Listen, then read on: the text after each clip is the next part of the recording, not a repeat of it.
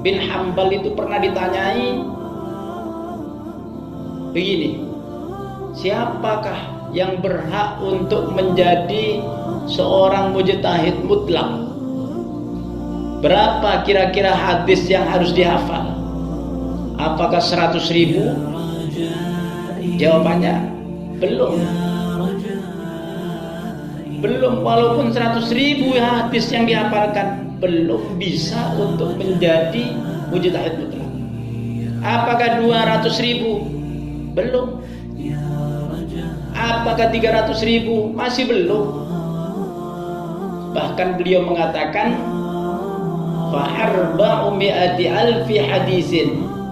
Kalau 400.000 hadis yang dihafalkan, bagaimana? Apakah sudah mampu menjadi seorang mujtahid? Nah,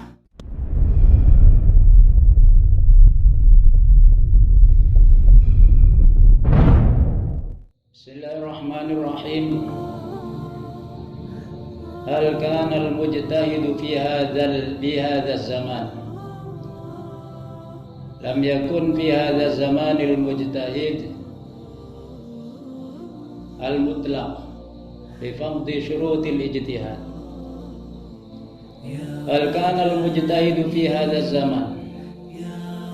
Apakah masih ada pada zaman ini seorang mujtahid? Jawabannya lam yakun fi hadha zaman al-mujtahid al-mutlaq.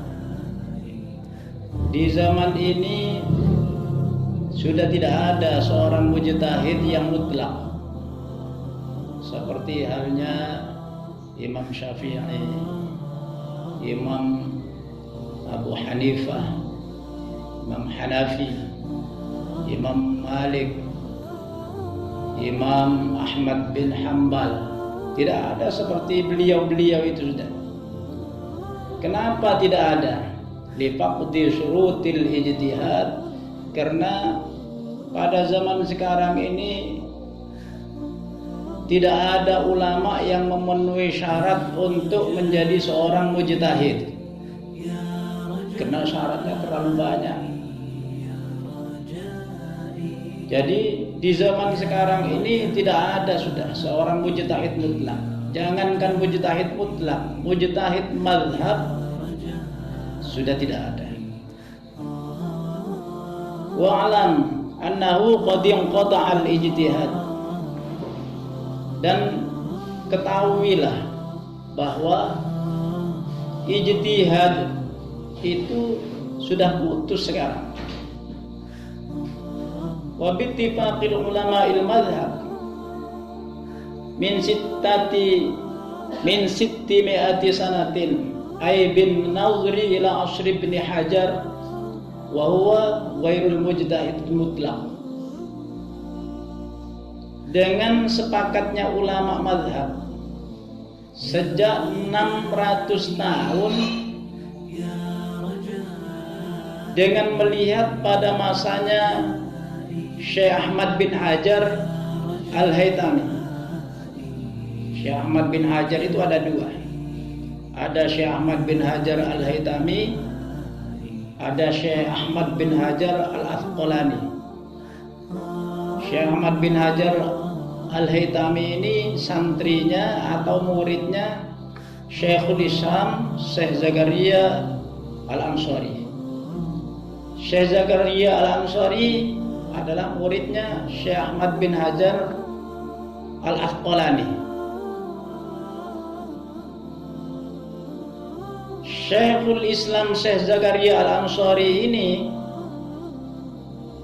ada di tengah-tengah antara Syekh Ahmad bin Hajar Al-Asqalani dan Syekh Ahmad bin Hajar Al-Haytami.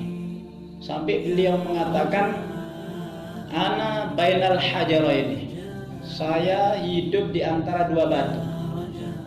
Kenapa? Gurunya Syekh Ahmad bin Hajar, santrinya juga Syekh Ahmad bin Hajar. Tapi kalau gurunya Syekh Ahmad bin Hajar Al-Asqalani, kalau santrinya, muridnya itu adalah Syekh Ahmad bin Hajar Al-Haytami. Wa huwa ghairul mujtahidil mutlaq. Syekh Ahmad bin Hajar Al-Haytami ini bukanlah seorang mujtahid mutlak. Karena tadi itu masih belum memenuhi syarat-syaratnya ijtihad. Dan lagi wa huwa min ahlil qurunil ashir.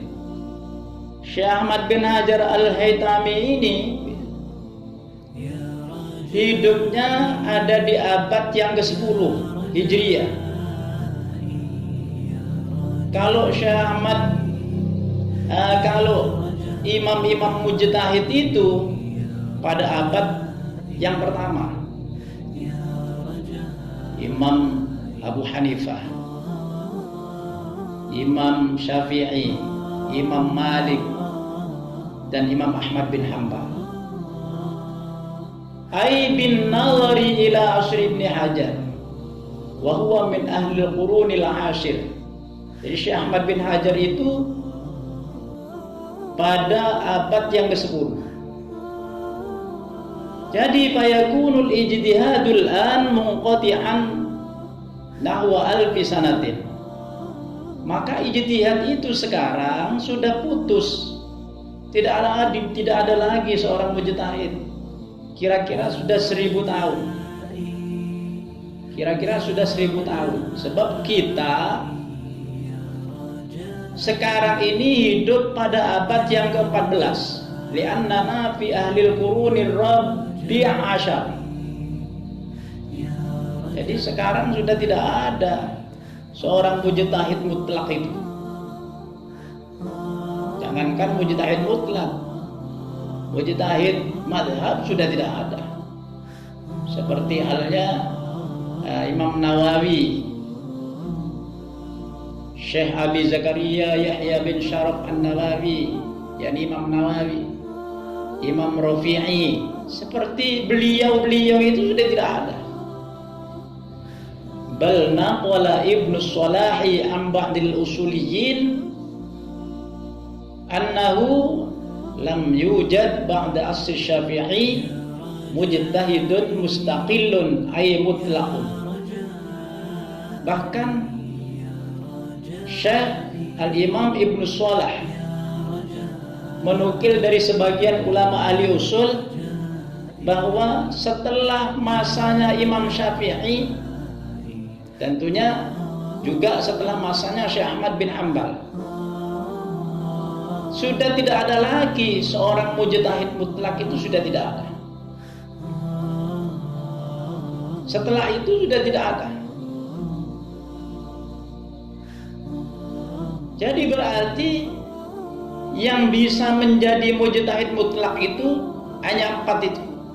Yaitu seperti yang saya sebutkan tadi, Imam Abu Hanifah, Imam Malik, Imam Syafi'i, dan Imam Ahmad bin Hanbal.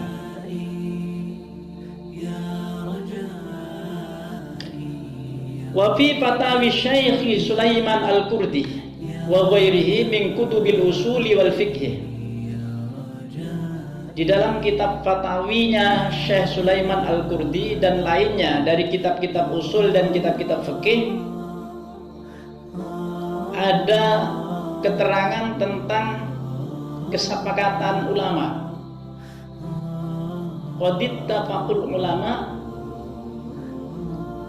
Qadittafaqul ulama ala inqita'il ijtihad al-madhhab fadlan 'anil ijtihadil mutlaq. Ulama sepakat bahwa ijtihad mazhab itu sudah putus, sudah tidak ada seorang mujtahid mazhab seperti halnya Imam Nawawi, seperti Imam Rafi'i, seperti Syekh Ahmad bin Hajar Al-Haytami, Syekh Zakaria Al-Ansari, dan lain-lain. Itu sudah tidak ada sekarang. Fadlan 'anil ijtihadil mutlaq, lebih-lebih ijtihad mutlak atau mujtahid mutlak. Mujtahid mazhab saja sudah tidak ada, apalagi mujtahid mutlak.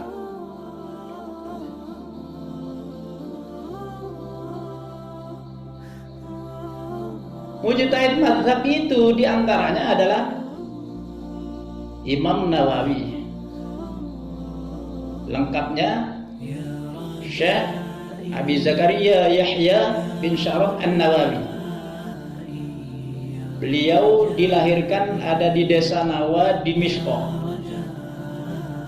yaitu pada tahun 630. Terus Al-Imam Rafi'i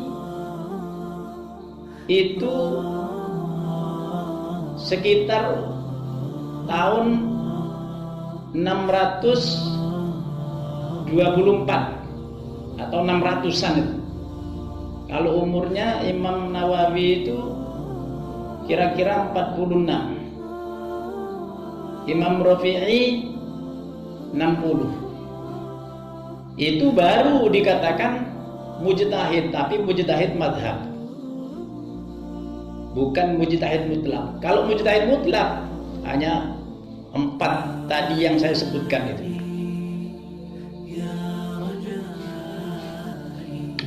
Hal lil mujtahidi syurutun. Apakah bagi seorang mujtahid itu ada beberapa syarat? Ya. Naam, mujtahid itu mempunyai beberapa syarat. Sampai Al-Imam Abu Bakr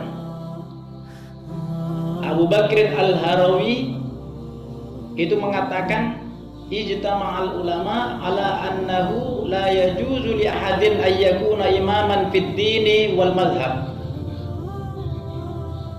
Imam Abu Bakar Al-Harawi mengatakan bahwa ulama menyatukan pendapat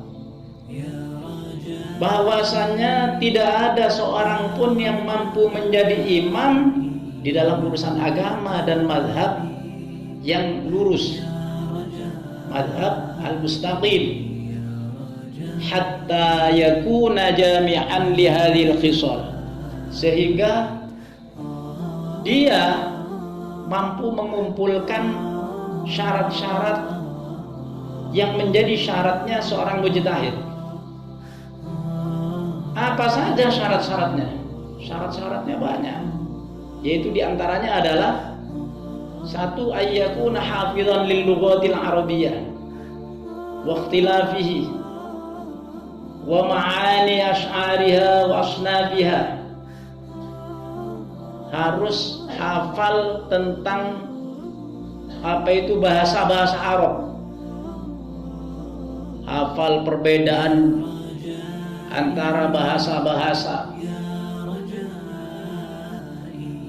mengetahui makna daripada syiiran-syiiran yang kuno.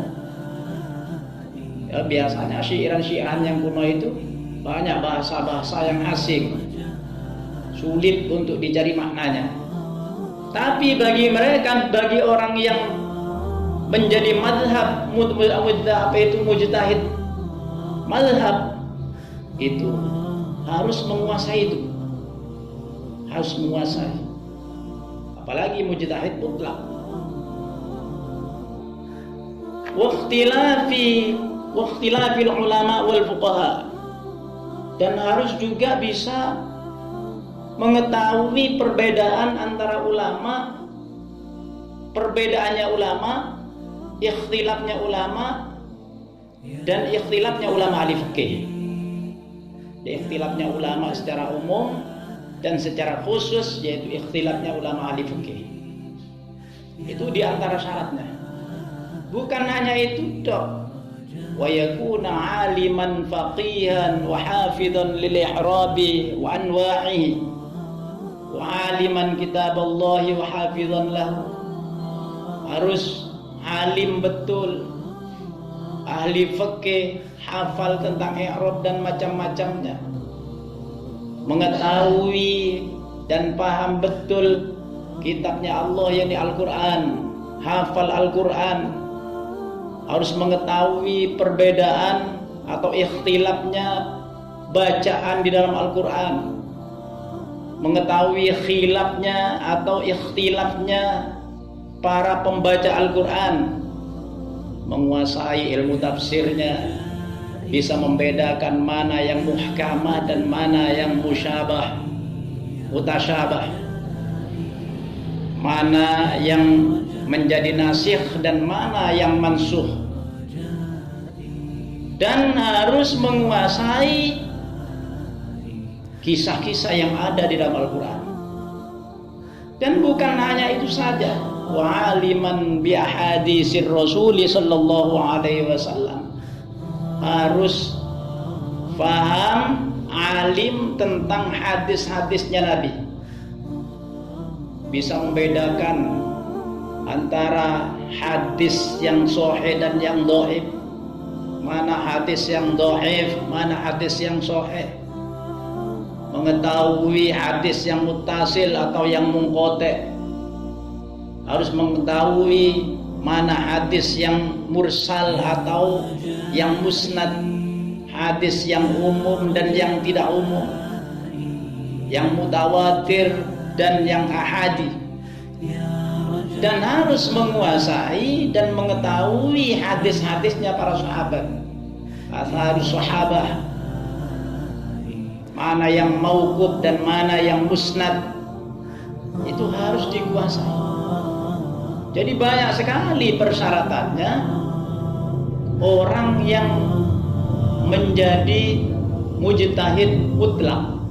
Bahkan dikatakan pernah Syekh Ahmad bin Hanbal itu pernah ditanyai begini, siapakah yang berhak untuk menjadi seorang mujtahid mutlak? Berapa kira-kira hadis yang harus dihafal?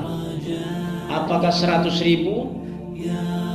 Jawabannya belum. Walaupun 100.000 hadis yang dihafalkan, belum bisa untuk menjadi mujtahid mutlak. Apakah 200.000? Belum. Apakah 300.000? Masih belum. Bahkan beliau mengatakan fa'arba'u mi'ati alfi hadisin. Kalau 400.000 hadis yang dihafalkan, bagaimana? Apakah sudah mampu menjadi seorang mujtahid? Nah, jadi paling sedikit orang yang menjadi mujtahid mutlak itu, paling sedikit hafal hadis itu adalah 400.000 hadis. Coba bayangkan, kalau sekarang kira-kira ada orang yang hafal sampai 400.000 hadis. 100.000 hadis itu sulit sekali.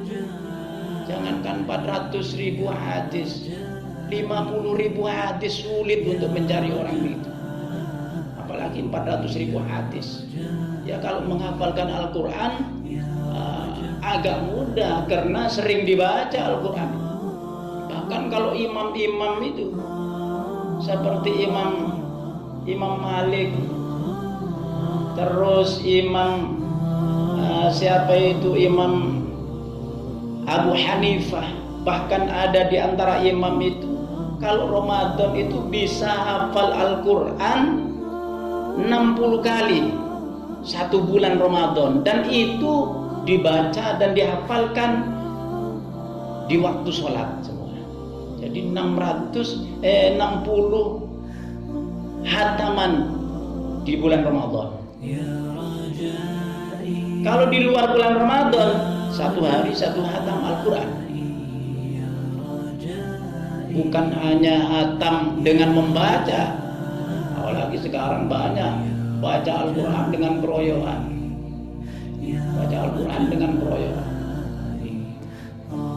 Nah, kalau imam-imam itu luar biasa. Bahkan seperti Imam Malik itu, Imam Malik radhiyallahu taala anhu wa rahimahu rahmatal akbar, setiap malam itu bermimpi Rasulullah sallallahu alaihi wasallam. Ini luar biasa. Jadi pantas beliau itu menjadi seorang mujtahid